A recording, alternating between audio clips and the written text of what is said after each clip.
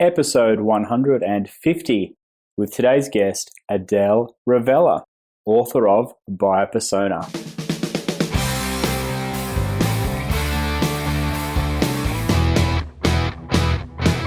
Welcome to the Web Marketing That Works podcast. Come behind the scenes of real-life marketing experiments and listen in as amazing guests confess the truth about what really works. Now, here are your hosts, Adam Franklin and Toby Jenkins. My name is Adam Franklin, and you are listening to the Web Marketing That Works podcast. This is the show for people who love marketing on the web. And today's guest is a cracker. I'm going to introduce you to her shortly, but I just wanted to let you know that this is episode 150. So I want to have a big shout out to all the listeners out there, and thank you for downloading and subscribing and leaving us reviews. It really does mean a lot to us that you're out there listening and responding and letting us know your thoughts via email and Twitter.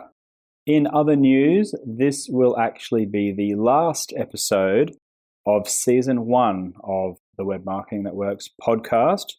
Tobes and I have decided to just have a little bit of a breather because we've been doing more than one show per week on average since April 2014, when our book was launched. So at 150 episodes over 3 years, now seemed like a fairly logical place just to take a breather, gather our thoughts. And, you know, I love doing these interviews and the solo shows. It really is very energizing for me.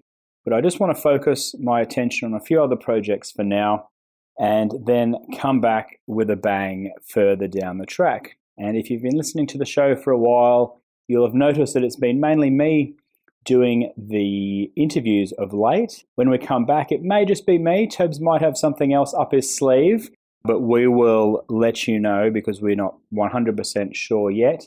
But we'll relaunch the podcast when we come back for season 2. But one of the other things on my mind is also that I haven't properly promoted each of the shows. Now, we're up to episode 150, but I don't think I've actually promoted maybe 10, 20 or 30 of the shows. So I've kind of got a bit more catching up to do with not only sharing it on social media, but more importantly, sharing it out with our 27,000 email subscribers, active email subscribers, I should say. So I want to do the right thing by the guests because I promised to promote them to our list. I'm grateful for having them on the show. And taking a breather now means we can come back with a bang further down the track. So, yeah, last episode for season 1, and I look forward to seeing you in season 2. Okie dokes, let's now introduce today's guest, Adele Revella. Adele Revella is the author of Buyer Persona, and she's also the founder of the Buyer Persona Institute. And if you've been following Blue Wire's work for a while, you'll know that we are big advocates of defining your buyer persona. And a lot of what we've learned has been from David Scott, who wrote the foreword to our book, Web Marketing That Works. Now, it turns out that David also wrote the foreword for Adele's book, Buyer Persona. And in fact, David used to work for Adele back in the day. And so a lot of the thinking that's influenced David has come from collaborations with Adele. And I've got a lot to be grateful to both of these people for. And Adele's book came out a couple of years ago in 2014. Of course, David's book came out much earlier, so we came across the concept of a buyer persona from David. But Adele is the thought leader on this topic, and it's very interesting what we uncover in today's show. There's lots of templates and resources available to you. And of course, I'm going to link to those in the show notes, and we mention the links in the show. So super practical, super valuable, and that's the backstory. So let's now head to the interview. It's Adam Franklin here, and on the Web Marketing That Works podcast, I've got Adele Revella. How are you? I'm great, Adam. Thanks for inviting me. It's an absolute pleasure. I've been a big fan of buyer personas for a number of years now. And of course, you have written the book called Buyer Personas, published by Wiley and with a foreword by David Scott. There's quite a few similarities there to the book that Toby and I published a number of years ago called Web Marketing That Works. So it's an absolute thrill to have you on the show. Why, thanks, Adam. Yeah, it's just great to be here. I mean, for one thing, as an American, I love listening to your accent. So why don't you just talk, and maybe I won't have to really talk at all. I've got so many questions for you, Adele, because not obviously to you, but many of our listeners will know that David Neiman Scott had a big impact on both Toby and myself many, many years ago through the new rules of marketing and PR. And one of the core principles of that book is really understanding your buyer personas. Now, I'm led to believe that you've actually sort of influenced David a lot on his thinking with buyer personas. So I guess my question is, for a sort of newbie person coming into marketing, can you explain the concept of a buyer persona and why it's so important? Sure. Yeah. And actually, a lot of people don't know this, but David used to work for me. And that's how, when he was writing his first ebook, that's when he was working for me. And yeah, I'm the one that introduced him to the idea of buyer personas. And yeah, there's a lot longer story, but that's the short version. So that, a lot of what you read online is really misleading because there's a perception out there, and I'm really here to just undo this myth that buyer personas are, first of all, fictional. And then, because they should be absolutely the opposite of that. Your buyer persona should be an absolutely factual and truthful representation of what matters to a market full of buyers. And it's about what matters to buyers as they're in the buying decision you want to influence. So most of the things that you see, if you go out and do an internet search and you look at what's being said, they'll say it's fictional, they'll say it's your ideal buyer. No, it isn't. It's about how a real market full of buyers thinks. And then the other fallacy that's out there is that it's somehow just a profile of this person, that it describes, this guy in this job or of this age who's, got 2 kids and a dog and likes to play racquetball after work or something. I mean, it's just like such a crazy idea of what a buyer persona is, when in fact, what we need to know is exactly what's going on in our buyer's mind at the moment in time that they decide to solve the problem that we address or to achieve the goal that we help them achieve, and then everything they do and think about as they evaluate their options and make a decision.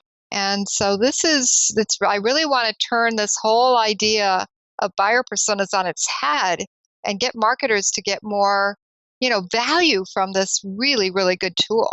Okay, so this is typically something that I guess you would contemplate and really discuss and bed down early on when you're considering your marketing. What's the best way to, I guess, define your buyer persona? Is it conversations with your prospects and clients? Is it looking at your best customers? What's your approach there?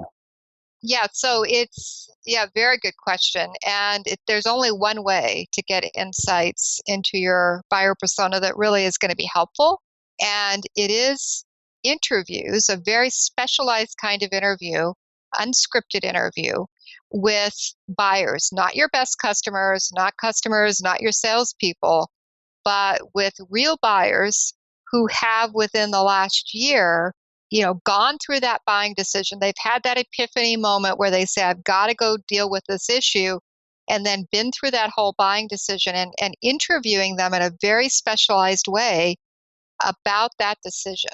So definitely not your customers and definitely not your salespeople. Okay, so when you say not your customers or not your best customers, how's that different to a real buyer who's been through the process? There's 2 problems with customers. So first of all, your customers have probably been through the buying decision so long ago that they can't remember the buying decision. Gotcha. And they're much more now engaged with what they do and don't like about your product or service. And so that really sort of colors the whole conversation because they've forgotten the buying process. And then secondly, these are people who chose you. You did everything right. You won the business. And so this is a little bit like, examining your navel. It'll give you nice happy talk about what you're doing well, which might make you feel better, but it won't fundamentally give you new insight to go out and win more business, and especially of the type that you're not winning. Okay, and then when you say it's an unscripted interview, but done in a very specific type of way. Can you just clarify that a little bit for us? Yeah, so the beauty of interviewing people who have been through a buying decision is that we get to have a dialogue with these people.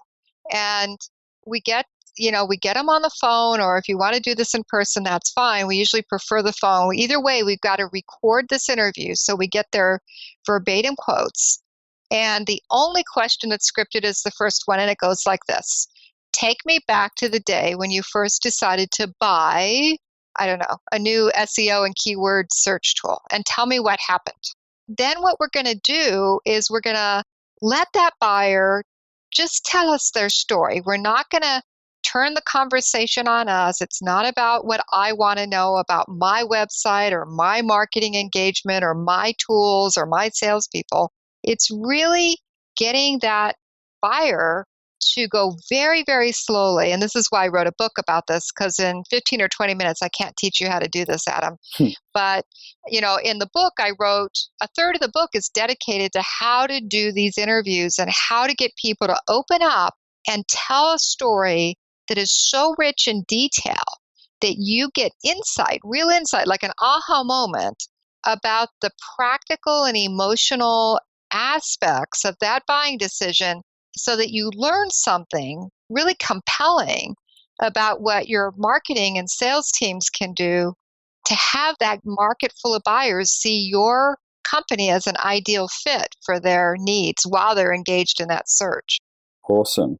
And then how do you suggest people actually document the results of these interviews and sort of distill it down into the meaningful, document or report that profiles these buyers?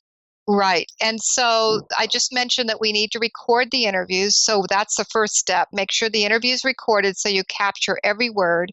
Have those interviews transcribed. And then we've created a model for going through those interview transcripts and finding patterns across all the interviews in 5 key areas. And we call these the 5 rings of buying insight. So the first set of patterns or insights we're looking for are the 2 or 4 or 5 different kinds of triggers that cause buyers to invest to make that decision that today's the change. Today's the day we're going to go buy. We call that the priority initiative ring of insight. The second ring of insight, the second finding we're going to look for, patterns and trends across all the interviews, is how buyers define success factors. We call it success factors insight. It's kind of like the benefits buyers are looking to achieve as a result of this investment. The third insight, we call it the perceived barriers insight, but here's the place where we go through the interviews and we look for patterns around any obstacles or objections that buyers had as they went through this buying decision that would interfere with our ability to sell this product or service to this buyer. And we bring all those together in one place in the perceived barriers insight. And then the decision criteria insight, the fourth ring of insight, is where we highlight all the questions buyers are asking as they go through their journey. These are usually about characteristics or attributes of the product or service or companies that clients are evaluating, that buyers are evaluating. And so this will get into a lot of details. And frankly, this is one of the insights where buyers express the most frustration with sales and marketing is, it's too focused on the benefits and not enough focused on, the real solid details that are going to help them evaluate whether that we're the right fit for their needs, which is usually in decision criteria. And then the fifth ring of insight is the buyer's journey, which is what I'm sure you've talked about on a lot of your podcasts. It's the part where we capture from all the interviews the steps buyers went through to do this evaluation and make a decision and who was involved in that. And so all 5 of those insights are required in order for us to really get this aha moment where we say, I can see we know more than our competitors about what is going to be what these buyers' expectations are when they're in the buying decision, and therefore we're better equipped than anybody to win their business. Wonderful. So you record the interview, you transcribe it, and you look for patterns, and then you document these 5 rings of insights. Does that then sit in a report, or does it sit on like a one-page document, or what does it actually look like then, Adele? Well, we have on our website an example buyer persona, and it's not gated. I mean, it's actually displayed on the screen at buyerpersona.com/resources, and then you can navigate. You'll see the example buyer persona as one of the free resources.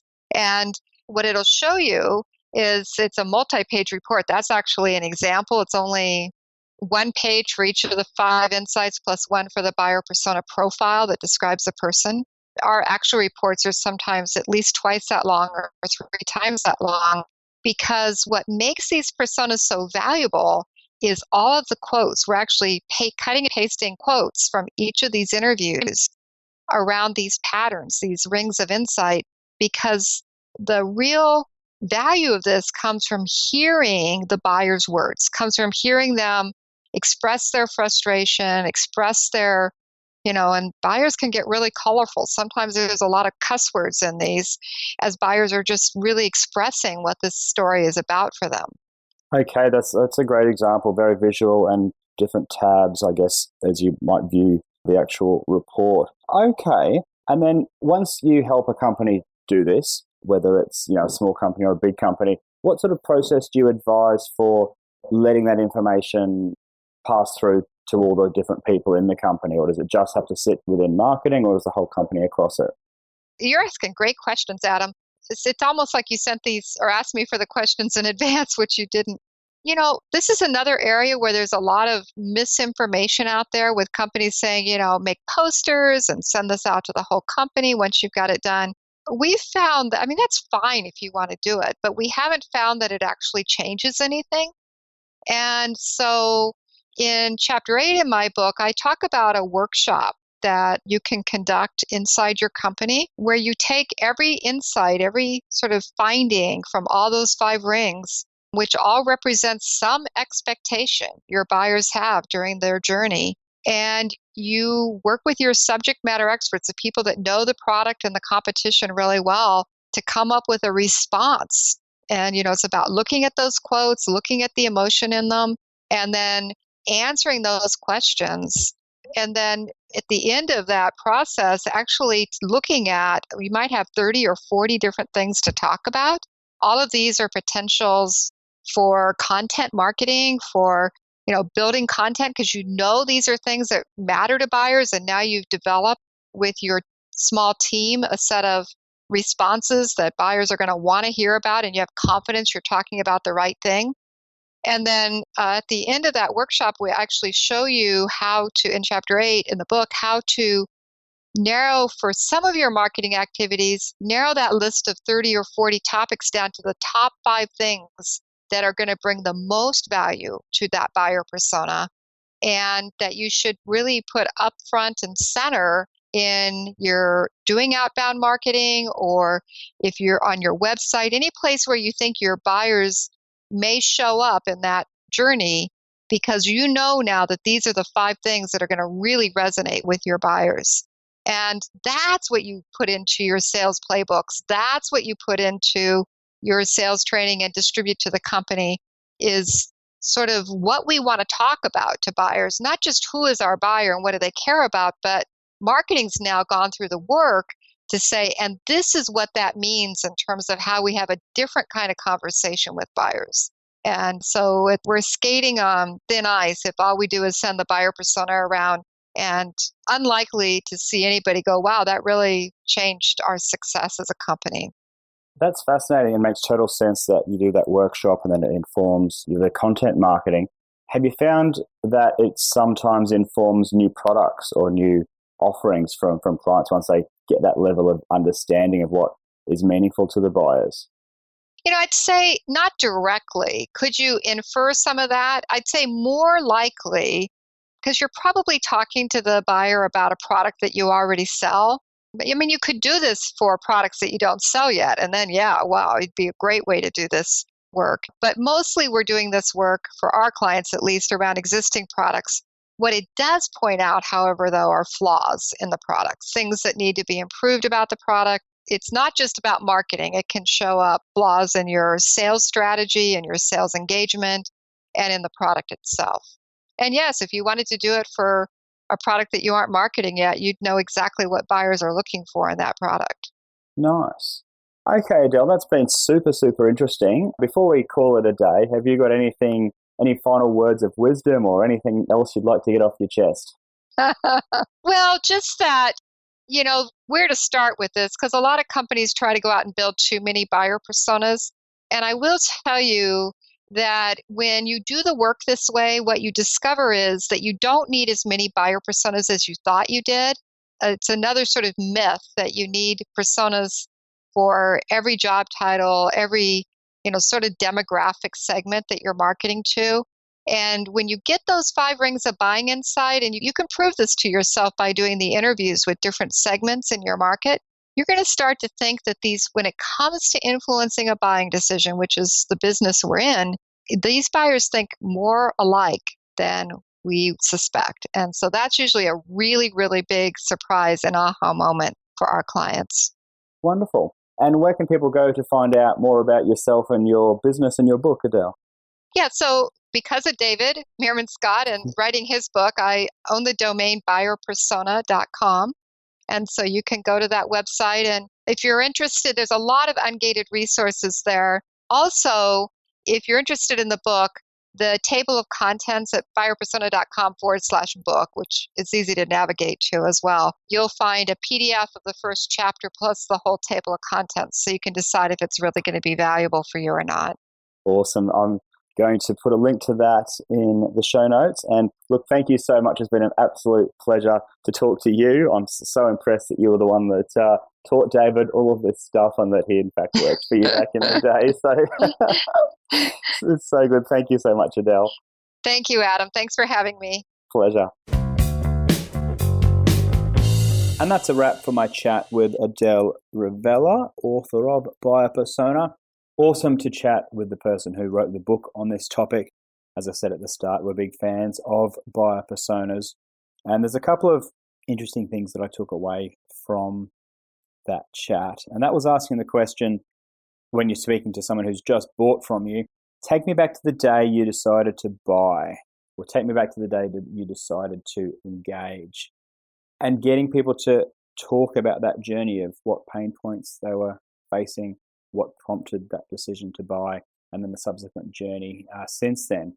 Really, really neat suggestion. And to actually record it and then transcribe it was an awesome approach, because then, as you said, she looks for patterns in the language, looks for patterns, triggers for buying, the success factors in the buyer's eyes, not necessarily in the marketer's eyes, looking for patterns with the perceived barriers and obstacles, looking for the decision-making criteria, and really uncovering that buyer's journey, so the steps they take to becoming a customer. Now, those 5 things Adele refers to as the rings of insight, or the ring of insights, the 5 rings of insights. So very, very useful stuff. I do recommend downloading not only all of her resources, but the first chapter of her book. As you heard, the URL is buyerpersona.com/book, obviously for the book part, and buyerpersona.com/resources for all the resources. And nice of her to debunk a few myths, like we don't need as many buyer personas as we think, but they're not meant to be fictional or just demographic profiles. They're meant to be actual people, actual clients or buyers. So really, really good to chat with her.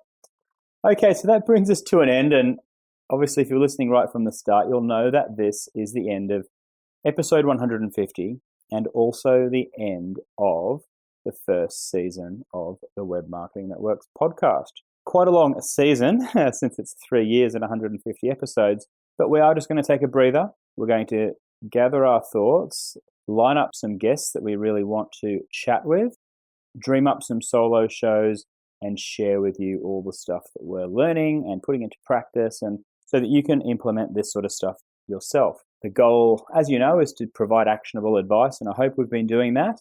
We have made ourselves available on email. adam.franklin@bluewiremedia.com.au is my email, and Twitter, Franklin_Adam. So look, if you've got feedback, let us know via either of those channels. And if you've got guests that you'd like us to interview, let me know and I can line that up. But it depends when you're listening to it. But if it's listening to it in 2017 in March, then it's live. We're going to be taking a bit of a breather. But please do leave us an honest review if you found the show useful. Let me know your feedback, because I will be coming back bigger and better. I just need to take some time in between seasons. And we shall see you again on the other side.